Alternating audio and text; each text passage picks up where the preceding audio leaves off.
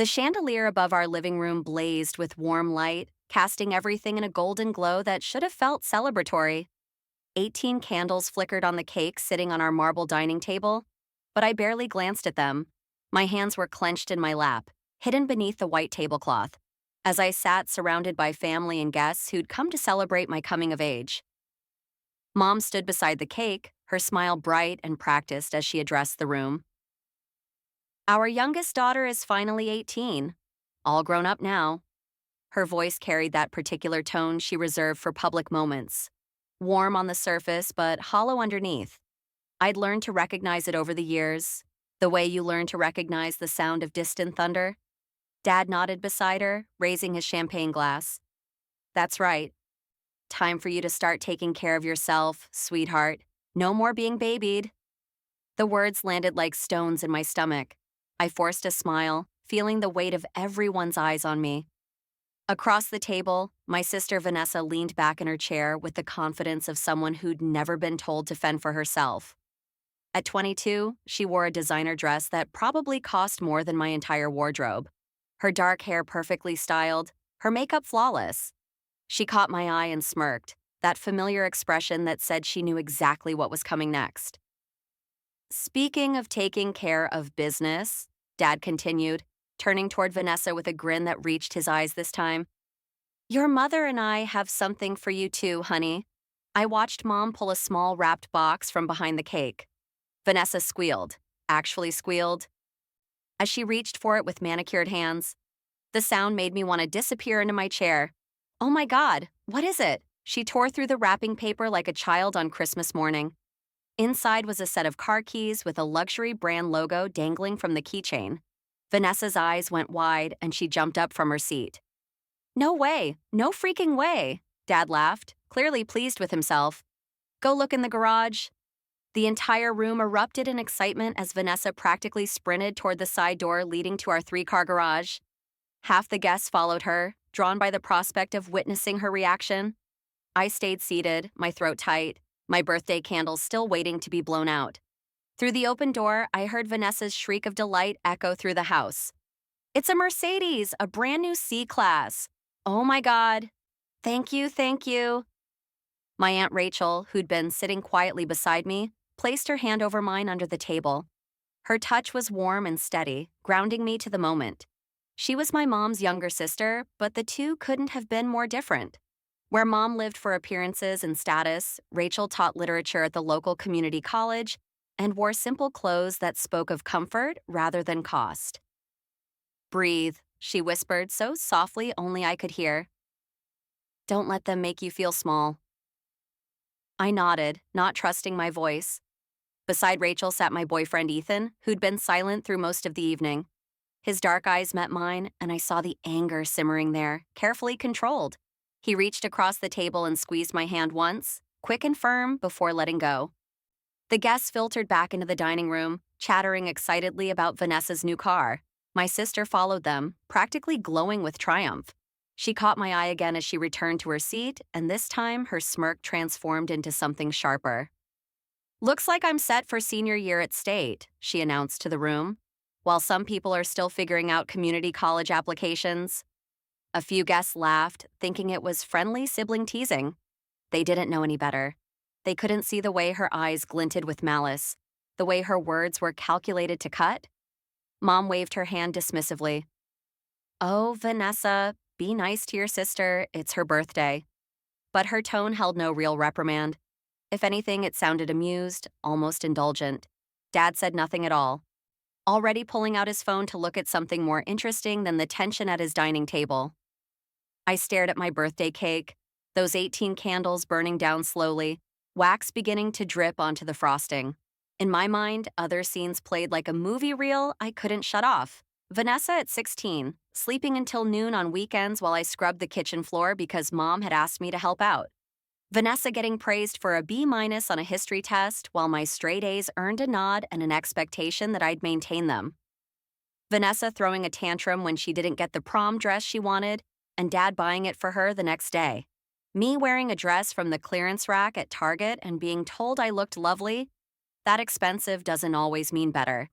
The memories stacked up like bricks. building a wall between who I was and who my family saw when they looked at me. "Are you going to make a wish?" someone called out, pulling me back to the present. I looked up to find everyone waiting. Expectant faces turned toward me. The candles had burned down another inch. I leaned forward, closed my eyes, and blew them out in one breath. Applause scattered around the room, polite and brief, already dying down as people returned to their conversations about Vanessa's car. Rachel leaned close again. "What did you wish for?" "To be seen," I whispered back. Her hand tightened on mine. "Then make them see you. Don't wish for it. Demand it." Ethan's voice joined hers, low and steady. "You're not invisible, Sophie. They've just gotten comfortable treating you like you are." I looked between them. These two people who'd been my anchors through years of feeling like I was drowning in my own home. Rachel had been the one who listened when I cried about never being good enough. Ethan had been the one who held me when I felt worthless, who reminded me that my family's opinion didn't define my value. Across the table, Vanessa was showing off her car keys to a group of cousins, dangling them from one finger like a trophy. She glanced my way and raised her voice slightly. "I guess some of us are just luckier than others, born with the right combination of charm and intelligence." The implication hung in the air, thick and poisonous. That I lacked both. That I was lesser. That I would always be lesser. Something in me cracked. Not broke. Cracked, like ice beginning to fracture before it shatters completely. I stood up slowly, my chair scraping against the hardwood floor.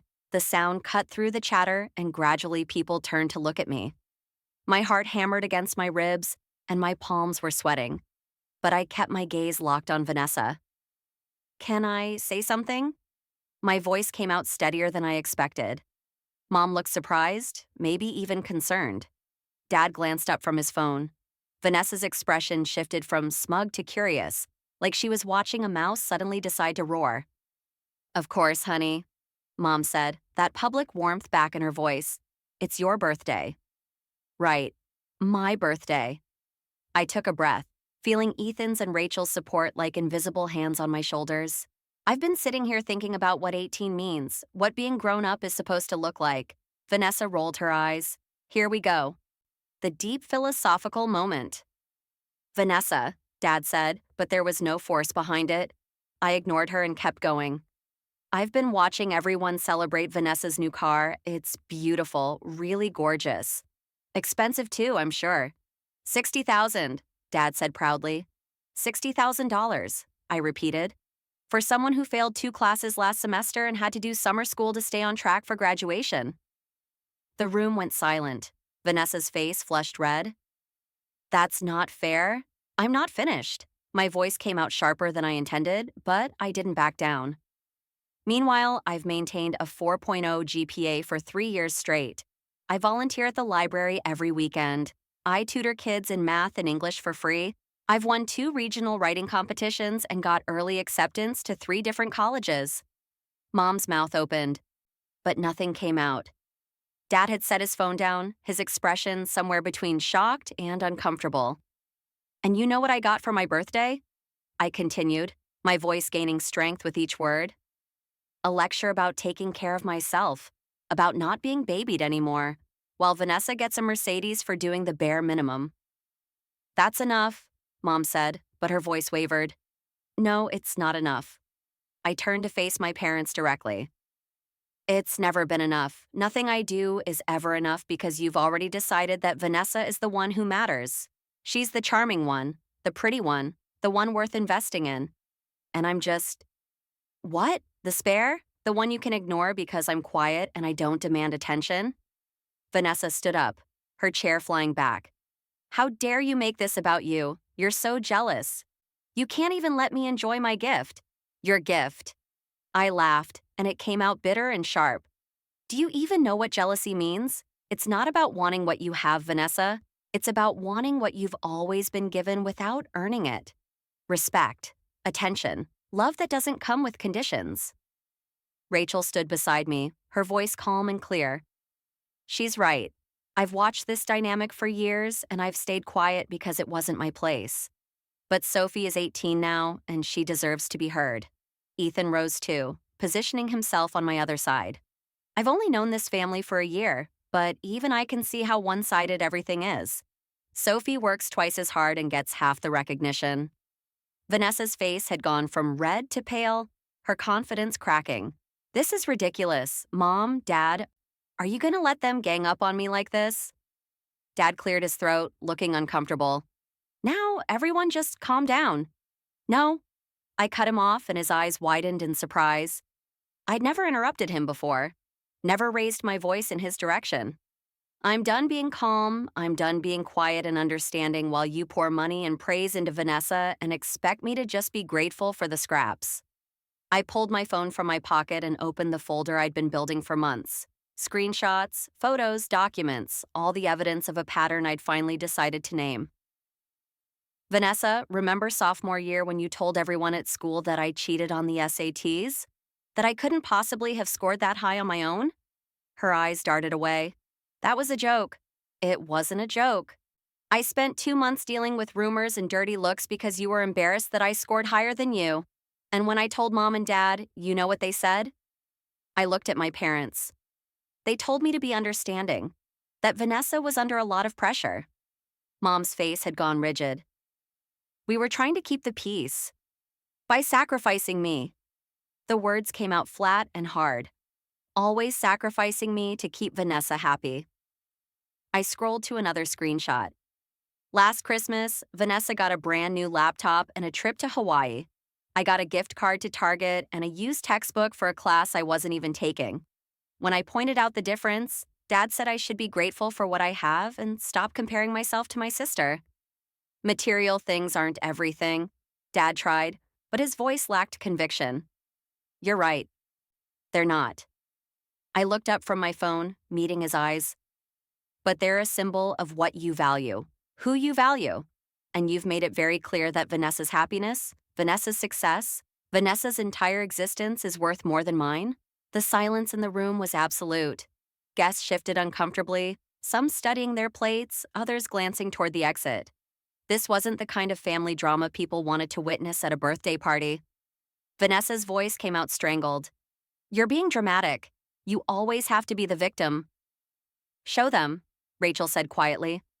I looked at her, then at Ethan. He nodded. With trembling hands, I connected my phone to the TV on the wall. Our smart home system made it easy to mirror my screen, and suddenly everyone in the room could see what I'd been looking at. Photos of report cards, mine, straight A's across 4 years of high school. Vanessa's, a patchwork of B's, C's, and the occasional D. Next came photos of award certificates, scholarship notifications, acceptance letters from colleges. All mine. Then came the text messages.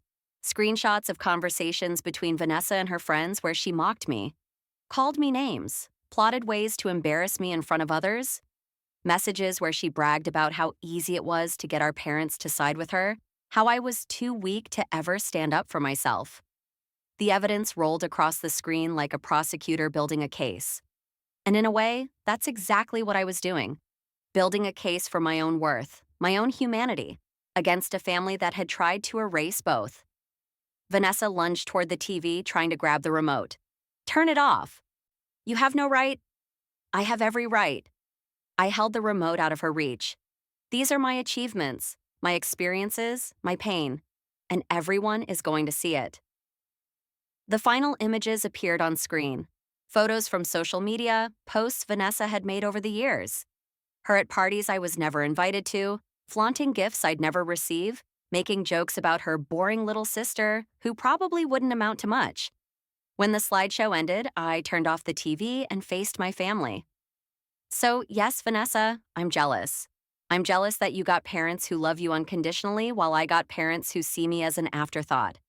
I'm jealous that you can fail and be forgiven while I can succeed and be ignored. I'm jealous that you get to be human, messy, and flawed and still celebrated, while I have to be perfect just to be noticed. Tears streamed down my face now, but my voice didn't break. But more than jealous, I'm angry. I'm furious that I wasted so many years trying to earn something you were just given for free. Love, respect, recognition. Mom's eyes were wet too, but I couldn't tell if it was shame or anger or just discomfort at having her parenting exposed in front of guests. Sweetheart, we love you. Don't. I held up my hand. Don't say it if you don't mean it, or if you do mean it but can't show it in any way that matters. Dad stood slowly, his face flushed with what I recognized as embarrassment. Not guilt. Embarrassment that this scene was happening in his home, in front of his friends and family. I think we need to continue this conversation privately. Why? Rachel's voice cut through his attempt to regain control. So you can sweep it under the rug like you always do? So you can make Sophie feel guilty for speaking her truth? He turned to his sister-in-law with irritation. This isn't your family. She's my niece. That makes it my business when she's being hurt. Rachel stepped forward, her small frame somehow commanding the entire room's attention. I've watched you two pour everything into Vanessa while treating Sophie like she's an obligation, like she should be grateful just to have a roof over her head and food on her plate. She gestured around the opulent room with its expensive furniture and designer decorations. You have all this wealth, all these resources, and you choose to use them to create a hierarchy where one daughter is golden and the other is disposable. That's not parenting. That's cruelty. Ethan spoke up then, his voice respectful but firm. I've been dating Sophie for a year, and in that time, I've watched her cry herself to sleep because she feels worthless. I've held her while she wondered what was wrong with her, why she couldn't be enough for her own parents. Do you have any idea what that does to someone? He looked at Vanessa with something like pity. And you? You're so comfortable with this dynamic, you don't even see how it's poisoned you too. You think you're better than your sister because your parents treat you better. But what happens when you enter the real world and nobody's there to buy your way out of your mistakes? When your charm and your family connections run out? Vanessa's mouth opened and closed, no words coming out. For the first time since I'd known her, my sister looked genuinely uncertain. One of the guests, a family friend I recognized but couldn't name, cleared her throat. Maybe we should go. Give you all some privacy. No. I surprised myself with the force of the word. No, stay, I want witnesses. The woman sat back down slowly, exchanging glances with the others. I turned back to my parents. Here's what's going to happen. I'm going to finish my senior year living in this house because I have no other choice right now. But I'm not going to pretend anymore that everything is fine. I'm not going to smile and nod when you praise Vanessa for doing nothing while ignoring my accomplishments. I'm not going to accept your double standards. My voice grew stronger with each declaration. I got a full scholarship to state, not a partial one, a full ride, academic and merit-based. That means room, board, tuition, books, everything covered for 4 years. I found out last week, and I didn't tell you because I knew you'd find a way to make it about Vanessa somehow, Mom gasped. A full scholarship? That's incredible. It is incredible, and the fact that you're surprised says everything about how little attention you've paid to what I've been working toward. I looked at Vanessa, seeing her properly for the first time, not as my tormentor, but as someone who'd been failed too, in a different way.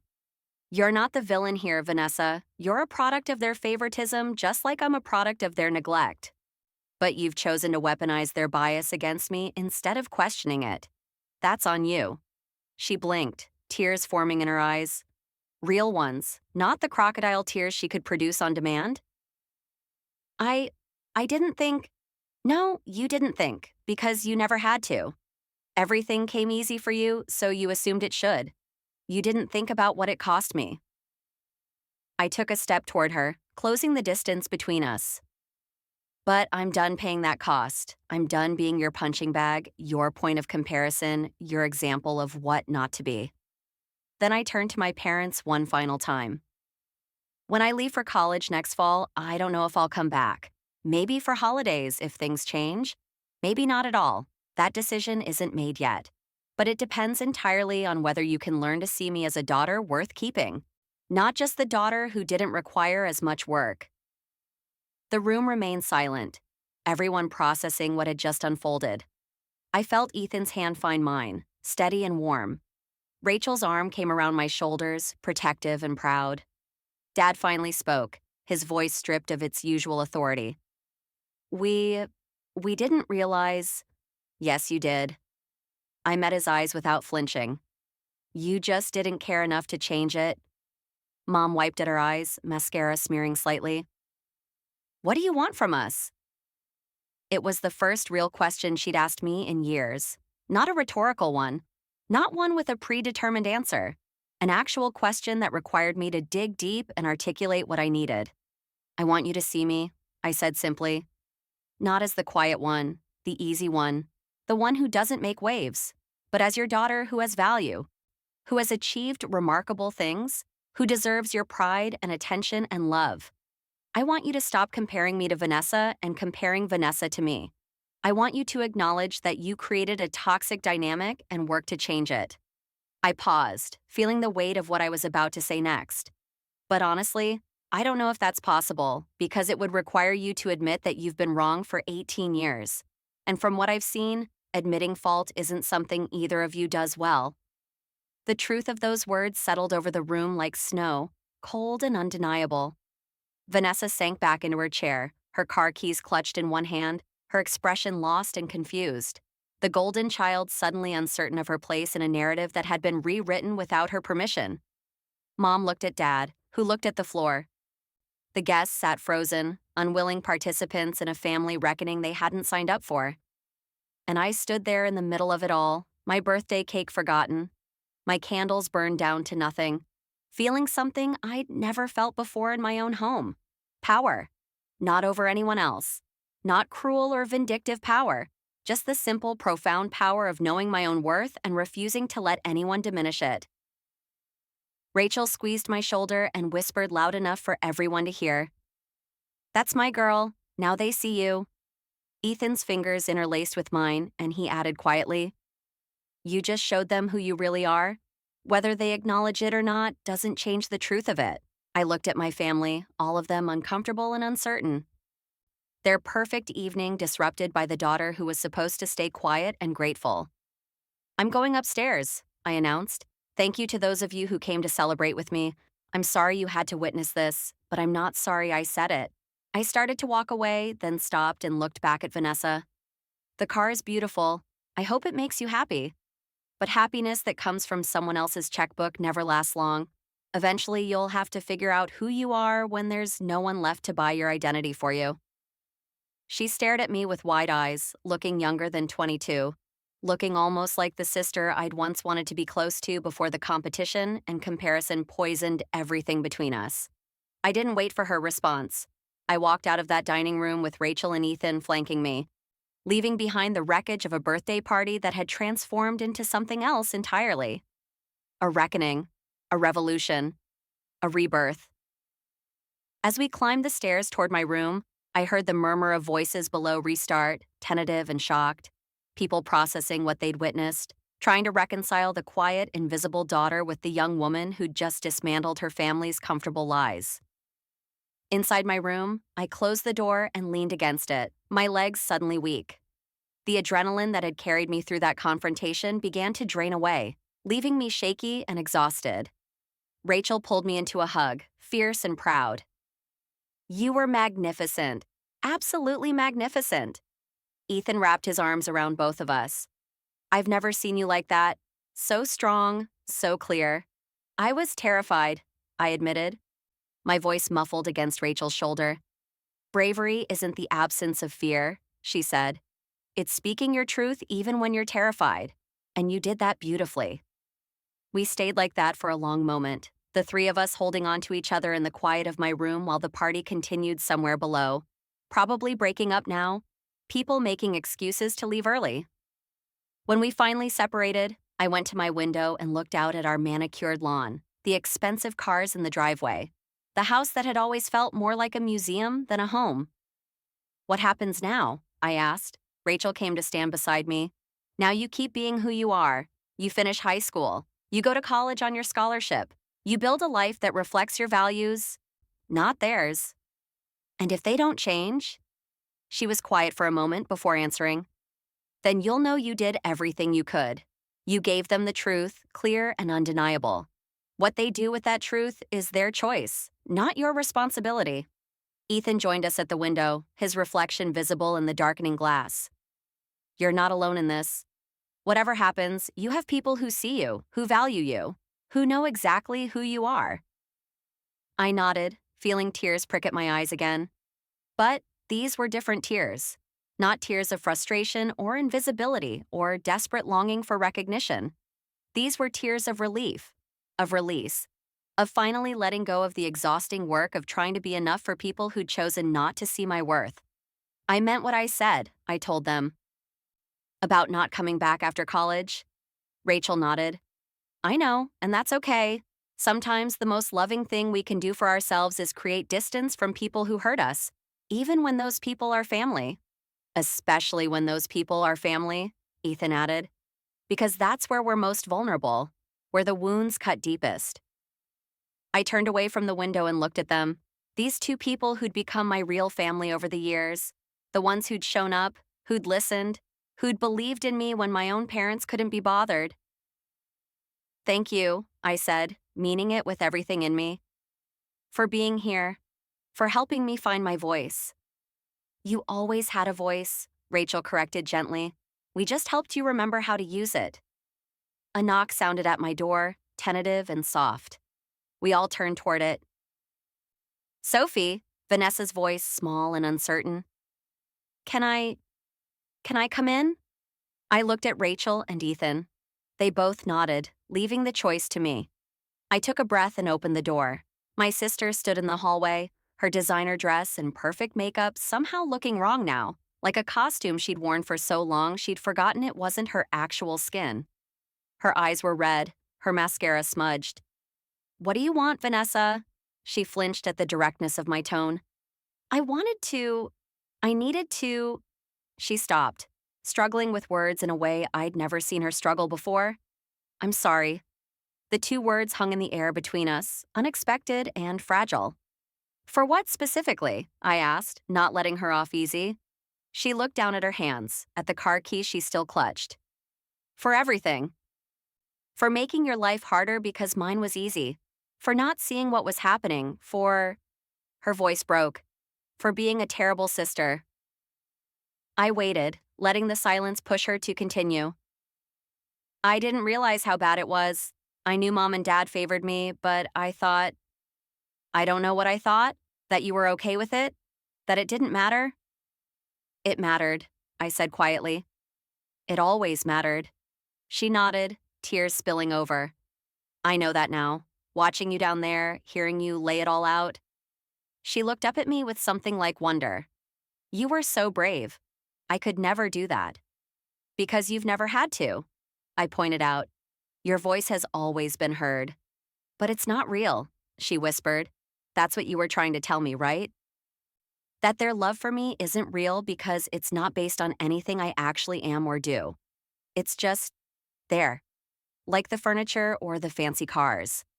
I felt Rachel and Ethan shift behind me, giving us space while still offering their silent support.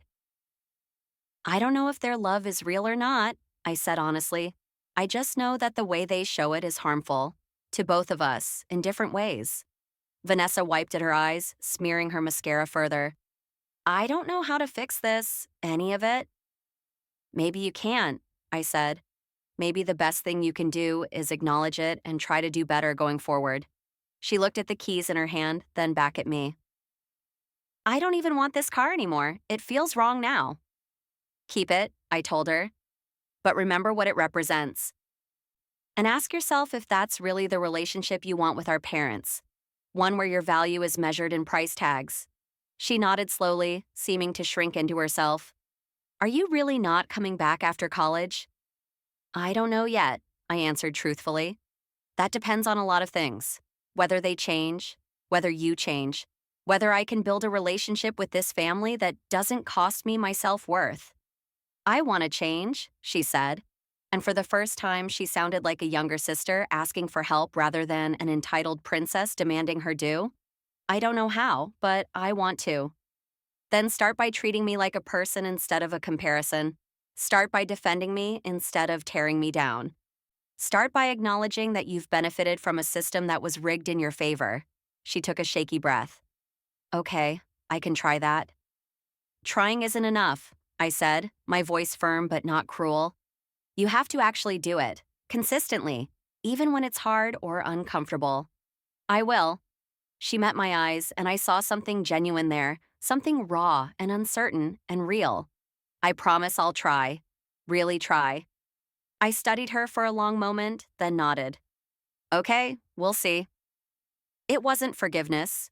Not yet. Maybe not ever, depending on what came next. But it was an opening, a possibility, a chance for something different than what we'd always had. Vanessa turned to leave, then paused. Happy birthday, Sophie. I'm sorry I ruined it. You didn't ruin it, I said, surprising myself with the truth of it. It was actually kinda perfect. Just not in the way anyone expected. She gave me a watery smile and walked away, leaving me standing in my doorway with the two people who'd helped me find the courage to finally speak. Downstairs, I heard the front door close as the last guest departed. The house settled into silence, heavy with the weight of everything that had been said. Tomorrow would bring consequences, difficult conversations, maybe more conflict, definitely discomfort as everyone adjusted to this new dynamic where I was no longer willing to make myself small for their convenience. But tonight, standing in my room with Rachel and Ethan beside me, I felt something I'd been searching for my entire life. I felt seen, not as the quiet one, the easy one, the invisible one, but as exactly who I was: smart, capable, worthy, and finally willing to demand that others recognize those truths. 18 years old, and I'd given myself the best birthday gift possible: my own voice.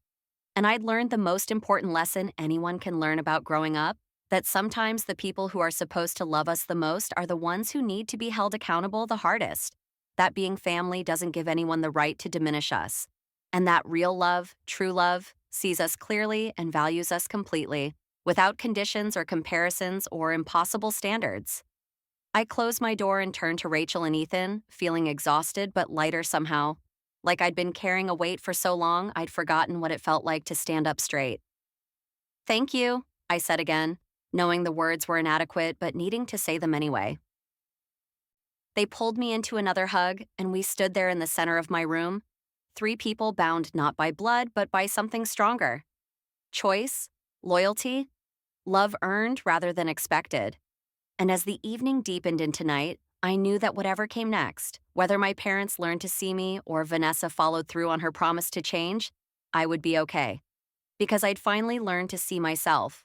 And that, more than any car or gift or perfect birthday party, was worth everything.